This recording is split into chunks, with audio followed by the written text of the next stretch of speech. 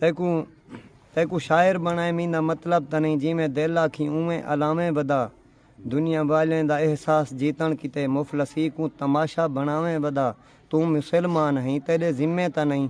नाल रस्में दे रस्ते बटावें बदा अपने मगरूर लफ्ज़ें दा लहजा बटा ए न होवे जो फतवे हंडावें बदा रिज़्क रोज़ी दे मसले दा चिंता न कर तू डसा कहीं को भुखा संभालियम कदई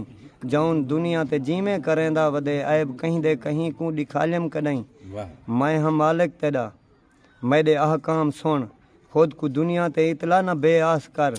दुनियादारी दे तमे कनू दूर थी तू हशर दे दिहाड़े दा विश्वास कर थी के गाफिली में वक्त ज़ायो न कर वक्त वलना निवी कुछ ता एहसास कर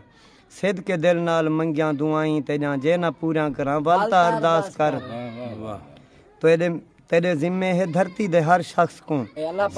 तेरे जिम्मे है धरती दे हर शख्स को सच अलावण दा सच्चा तरीका सिखा गाल ते खंजर झलन मेरी तस्बीह पढ़न नमी उम्मी को एंझा सलीक तरीका सिखा 61 हिजरी कने और ते खुद देख चा केरा चाड़ा गे सुल्तान नेजे उते 61 हिजरी कने और ते खुद देख चा केरा चाड़ा गे सुल्तान नेजे उते काए वतन को भुलाए कहंदा कुंबा कुठे कौन सिहाए अरमान नेजे उते कहंदे बचड़े कुठन काए वतन को भुलाए कहंदे बचड़े कुठन काए वतन को भुलाए कहंदा साड़ा गे सामान नेजे उते सिर्फ मौला अली दे बचड़े सिवा कह सुनाया है कुरान नेजे उते ऊं दिहाड़े कनू अज दी तारीख ताई